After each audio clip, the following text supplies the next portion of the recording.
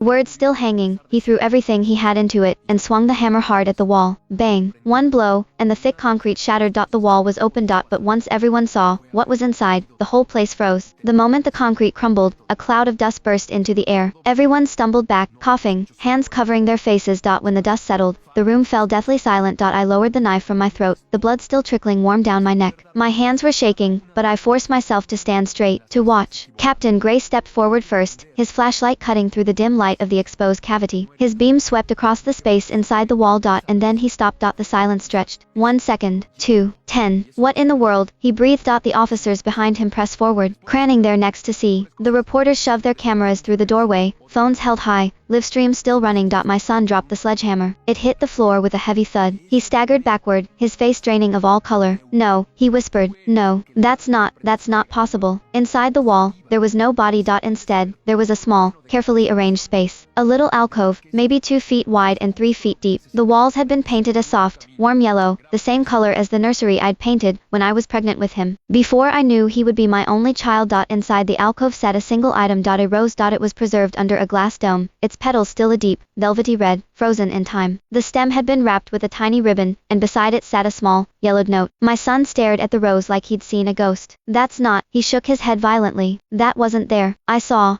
him. I saw you put him in there. I saw it. I watched him, my heart breaking. For 10 years, I had let him believe. I had let him carry that weight, that poison, because I thought it was the only way to keep him safe. Now I had to tell him the truth. Paul, I said softly, that rose is the one you picked for me when you were 6 years old. Do you remember? His face went slack. I remember, I continued, my voice steady even as my hands trembled. You ran into the yard and pulled it off my favorite bush. You said, Mommy, this is for you because you're the prettiest flower in the whole world. I pressed it that same night. I told you I'd keep it forever. Do you remember that too? Paul's lips parted. His eyes flickered with something, confusion, fear, a fragment of memory struggling to surface. But I saw him, he said again, weaker this time. I saw Dad. He was on the floor. There was blood everywhere. You killed him. No, Paul, I didn't. Then where is he? His voice cracked, rising into something almost hysterical. Where has he been for 10 years? Why did he never come back? Why did you never tell me the truth? I took a step toward him, then stopped. The knife was still in my hand, bloodied at the tip. I set it down slowly on the table, my movements careful, deliberate, because the truth would have destroyed you, I said. Captain Gray stepped between us, his face hard. Miss Henson, I think it's time you told everyone